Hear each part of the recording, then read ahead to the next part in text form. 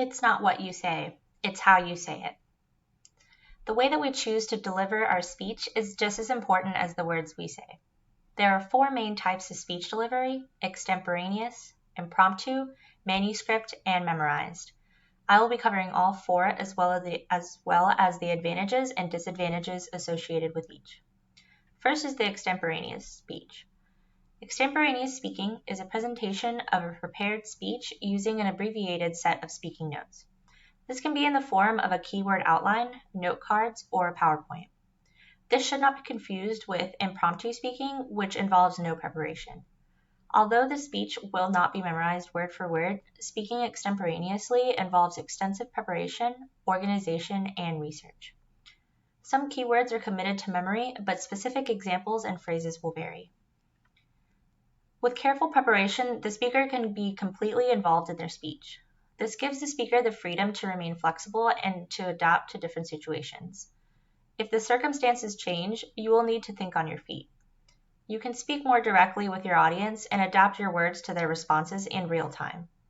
This also allows for the opportunity to clarify or elaborate our points when necessary. And our presentations are a dialogue with our audience instead of a set of memorized words. Paying attention to what others have said, analyzing your audience, and making last-minute changes shows respect for your listeners and your fellow speakers. This style is best for a topic you feel passionate about and can insert personal experience or spontaneous comments. Being intellectually and emotionally invested in your content allows you to speak in the moment and communicate with conviction. And if done correctly, this speaking style can contribute to your ethos. Speaking extemporaneously requires focused concentration, avoiding reading from a manuscript or a detailed outline. This runs the risk of losing your train of thought and not having a written speech to rely on. Nervousness can also play a part, as delivering a speech that is not memorized or read word for word is more difficult. Lack of knowledge in the subject can lead to a messy and unorganized speech. Second is impromptu. Impromptu speaking is casual, done without preparation when the speaker has little to no time beforehand. This style can be used when you feel the need to respond to what previous speakers have said. In business and professional settings, you may be asked to make a report, explain procedures, or express your point of view on a matter. Impromptu speeches can also be useful in discussions or debates. The audience may know that you had no time to prepare beforehand. This means they are more willing to accept a less than perfect performance and do not expect a formal presentation. When making an impromptu speech, you will likely be involved in a topic that is familiar to you. Speaking without notes or an outline, you will sound more natural and have more room to focus on your delivery and observe your audience's reactions. With no time to prepare, you are not able to verify any facts you are using and will not have the use of statistics or visual aids. Being in a high-stress situation can lead to your words sounding jumbled or awkward. Not having your main points organized can mean underdeveloped ideas and can lead to misunderstandings. Our third option is the manuscript. Manuscript speaking means presenting from a prepared text and is often used in formal or ceremonial settings. They are meant to be delivered exactly as they are written. The language used in manuscript speeches is carefully chosen to sound eloquent or poetic.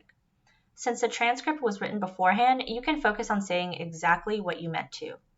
Having the luxury of a hard copy of the speech means you can time yourself more effectively, choose your words carefully, and more precisely communicate your ideas.